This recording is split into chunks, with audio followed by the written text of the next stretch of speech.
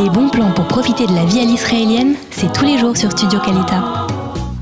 Salut à tous, bienvenue. Bah oui, ça nous met en joie de la musique. Maintenant que Tisha B'Av est derrière nous, on peut danser, donc on ne s'en prive pas. Salut Valérie. Bonjour. Ça va ? Très bien. Alors plein de bons plans, plein de trucs chouettes à faire pendant les vacances. On va commencer par Chutzot Hayotzer. Ça, c'est un des grands rendez-vous de l'été. Voilà, Art and Craft en anglais, ils appellent ça comme ça. Voilà, que tout le monde attend. Donc, il se passe juste en contrebas des murailles à la Breirat à Sultan, dans cette zone-là, et qui donc aura lieu cette année, du 6 au 18 août, de 18h à 23h, de 21h à 24h le Shabbat, Motzei Shabbat, disons. Et donc, il y a des artisans du monde entier qui sont là. En pavillon israélien, il y a 150 artistes. Dans les pavillons internationaux, il y a la Colombie, l'Inde, l'Équateur. Enfin, on voit tout ce qui se fait. 150 artistes, pavillon israélien. On va quand même en citer quelques-uns parce que, en général, ce sont des musiciens, des concerts qu'on attend toute l'année. Il y a une ambiance de fou. On peut citer Idan Hamedi, Shlomi Shabbat. Ça, c'est les concerts qu'il y a à côté. Oui. Non, mais les artistes, c'est des gens qui font... les foires et tout ça. Voilà. Mais d'accord, Okay, mais tout le monde est mélangé en même temps. Alors, les concerts, effectivement. C'est ça en général, c'est ce qu'on préfère voir. Oui, c'est vrai, effectivement. Donc, chaque soir, à 21h, il y a un concert. Alors, on en cite certains, si tu veux. Il y a Shlomi Shabbat, Idan Hamedi et Miri Messika. Il y a Atik Bashesh, Ranan Ben-Ari, il y a Sarit Radat. Bon, chaque soir, il y a quelque chose de différent. Allez d'ailleurs voir le programme, comme ça vous décidez quel jour vous avez envie de venir. On s'organise un petit peu, on anticipe. Oui, et vaut mieux réserver à l'avance parce que c'est quand même un rendez-vous qui est assez couru. Donc n'arrivez pas comme ça, la bouche en cœur, et puis qu'on vous dise à l'entrée, ça y est, toutes les places ont été vendues. En général, ça part très très vite. Ça part très vite. Si vous avez un groupe fan ou un chanteur que vous préférez, allez-y. Il y a plein de mini-concerts aussi, des groupes pas très connus, mais de la musique live dans les bars. Voilà, c'est ça. C'est-à-dire qu'il y a aussi à manger. On fait aussi le tour du monde au niveau gustatif pendant cette foire. Et il faut aussi signaler que si vous y allez avec vos enfants, parce qu'il faut les emmener, ils auront chaque soir un spectacle pour enfants à 18h30 et un à 19h30. Alors ça, c'est moins su. En général, on ne pense pas aux enfants, mais c'est important. Il y a des choses pour eux, exactement. Tous les soirs. On peut les emmener tous les soirs, sauf Motzei Shabbat, puisque ça commence plus tard. Mais sinon, tous les soirs, il y a... 18h30 ou 19h30, il y a un spectacle pour enfants très sympathique. Exactement. Bon, festival Klezmer, donc ça c'est juste pour te faire plaisir, on va dire. Oui, non, parce que tu croyais qu'il y avait que ça que à Tzfat, mais non, il y a aussi donc du 30 juillet au 4 août. On en a parlé la semaine dernière, mais là on va détailler un peu plus. Voilà, on va un peu détailler. Donc il y a plein de choses. Par exemple, à la Première Gare, il y aura plusieurs concerts, un le 30 juillet, un le 2 août. Alors les concerts à la Première Gare, ils sont gratuits, tout le monde peut y aller. Il y aura aussi donc en fait, c'est un festival qui s'étale dans toute la ville. Voilà, il y a pas un seul endroit. Non, il y a plusieurs endroits. Il y a la Tour de David, il y a, je crois, il y a le musée des Pays de la Bible qui fait donc un soir avec un concert plus une visite. Il y a même à Ma'ale Adumim, il y a une date, je crois, juste avant pour ceux qui sont du côté de Ma'ale Adumim. Alors, ce qu'on ne comprend pas très bien dans ce genre de festival, c'est qu'il y a certaines manifestations qui sont gratuites et d'autres qui sont payantes. Parce que ça dépend où ça se trouve. Hein. Voilà. À la Première Gare, la plupart des choses sont gratuites. Il y aura aussi quelque chose de gratuit qui est le vendredi 3 à 14h à la synagogue Yeshurun sur King Door. Ils vont faire aussi un concert klezmer à la synagogue, une entrée de Shabbat. Hein. Et il y a des choses qui sont plus cadrées dans les musées parce que y a l'entrée du musée, parce qu'il y a d'autres choses qui vont avec. Et donc ça, souvent, c'est des concerts qui sont payants. Il faut prendre les places, mais c'est généralement pas très, en tout cas, on le sait. On trouve tout, bien sûr, sur le site jérusalemfuté.com. Tout est détaillé. Et je crois qu'il y a même la liste des musées, si on cherche bien. Oui. Il y a toute la liste des musées. Alors, allez voir, parce que je suis sûre qu'il y en a plein que vous ne connaissez pas, que vous n'avez pas encore fait. Ça vous donnera des idées. Alors, une autre initiative très sympathique cette semaine, c'est CityPass qui offre des billets gratuits pour un concert et pas n'importe lequel. Oui, notre ami Avraham Fried qui revient comme tous les ans. Mais c'est vrai que c'est un concert exceptionnel généralement. Si vous n'avez pas encore été, il faut aller parce que pour l'ambiance, on connaît tous les chansons d'Avraham Fried parce qu'on les a entendues ou on les entend dans les mariages. Ça ne plaît pas à tout le monde, Valérie, mais bon, pour ceux qui aiment, il faut y aller. Voilà, non, c'est vraiment bien. Et alors, CityPass fait un truc que je trouve très, très rigolo. Donc, il va offrir, jusqu'au moment du concert, il offre des places gratuites grâce à des jeux. Donc, je vous ai mis le lien. Vous montez sur le site internet de CityPass et toutes les semaines, ils mettent en place un jeu qui est un espèce de rébut. Donc, il y a une petite bande dessinée avec le tramway et Abraham Fried. Donc, Abraham Fried est dans la bande dessinée, Voilà, il est dans la bande dessinée. Et donc, avec ce qui se passe dans cette bande dessinée, il faut trouver le titre d'une de ses chansons. Et si on trouve le titre d'une chanson, si vous êtes les 5 premiers à mettre sur le site la bonne réponse, vous gagnez chacun 2 places de concert, ce qui est sympa. Concert qui aura lieu à Brechata Sultan, évidemment, en plein air, magnifique. Et il y a un autre jeu qui s'appelle Où est Fried, comme Où est Charlie. Donc il y a une image comme ça rigolote. Et dedans, j'avoue que j'ai commencé à regarder. J'ai pas trouvé. Dans le premier, j'ai pas trouvé. Et donc là, les 50 premières personnes qui disent où il se trouve gagnent, je crois, une réduction de 100 shekels sur leur prix de. Donc, si vous êtes aficionados du jeu Où est Charlie, vous savez, c'est quand on cherche un Charlie. Ben voilà, dans un dessin, il y a plein d'autres choses, d'autres personnages. Eh bien, vous allez gagner des places. Comment on fait ? On monte sur CityPass ou on monte sur jérusalemfuté.com ? C'est plus simple de monter sur jérusalemfuté.com et de cliquer. Tous les liens y sont. Voilà, très bien. Alors, on a parlé des musées. Valérie, un petit coup de cœur pour le musée du Gush Katif. Oui, on est en train de parler en ce moment, parce que c'est la période, donc ça fait 13 ans qu'il y a eu l'évacuation, je dirais, du Gush Katif. Hein. On en parle pas mal dans les journaux, etc.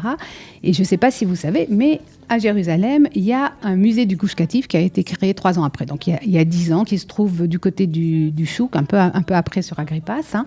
Et donc, qui présente, qui est très bien fait, qui présente à la fois quelle était la vie dans le Gush Katif, parce que ça fait presque des millénaires qu'il y a des implantations juives là-bas, elles repartent, donc, elles reviennent, etc. Il y a l'historique de ces implantations. Il y a l'historique, il y a évidemment l'historique des dernières implantations qui ont eu lieu après la création de l'État d'Israël jusqu'en 2005, au moment de l'évacuation. Il y a beaucoup de photos, il y a beaucoup d'images. Ça a visité vraiment. Voilà, c'est vraiment très sympa. Il y a aussi présentation des artistes qui étaient là-bas. Sympa, je dirais pas, mais en tout cas, c'est... Non, ça se veut pas du tout triste, etc. C'est vraiment montrer qu'est-ce que les gens ont pu faire là-bas et comment est-ce qu'on doit continuer, etc. Mais c'est intéressant, c'est un bout de notre histoire et voilà. Donc on peut y aller près du Chouk de Mahane Yehuda. Alors il y a aussi le musée du Vieux Yishuv. Le musée du Vieux Yishuv, lui, il est dans la vieille ville. Il est très intéressant parce qu'il présente la vie dans la vieille ville, comment c'était fin 19e jusqu'à la création d'Israël. Hein. Ce qui est sympa, c'est surtout qu'il y a une pièce de théâtre interactive. Au mois d'août, tous les mardis, donc ils proposent une pièce de théâtre interactive à midi. Et c'est l'histoire de Yassimoko, qui est un jeune qui doit sortir de chez lui pour trouver un travail pour subvenir aux besoins de sa famille.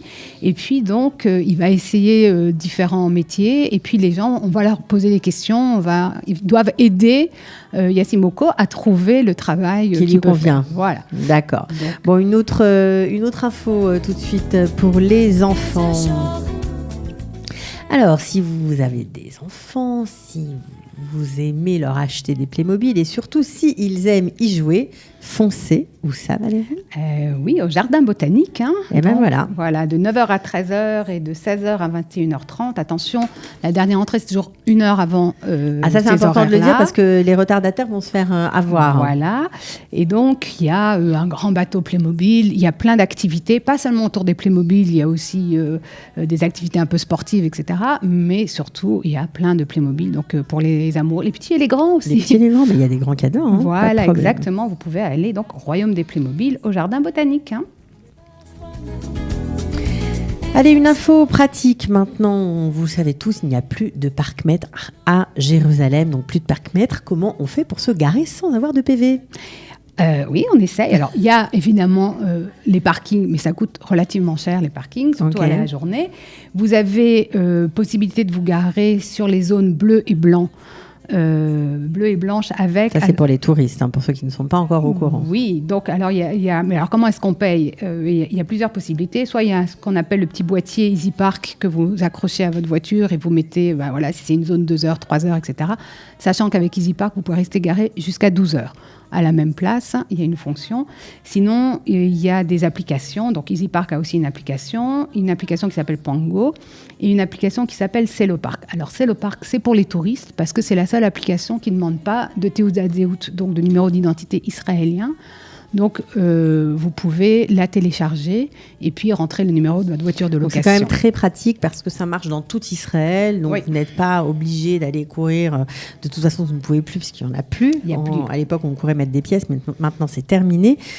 Soyons modernes. Voilà, Celopark pour les touristes, EasyPark pour les autochtones ou Pango. Voilà, ou Celopark pour les autochtones aussi mais sachez que c'est le seul qui est valable pour les touristes. Qui n'a pas de Théoudat Zéhout. Voilà, encore. Oui. Alors, sinon, ce que vous pouvez faire, c'est, je vous rappelle qu'à au parking de la première gare, il y a une navette gratuite toutes les 20 minutes qui vous emmène dans la vieille ville et jusqu'au Cotel, aller-retour gratuitement. Une fois que c'est sympa aussi. Ça, c'est sympa aussi.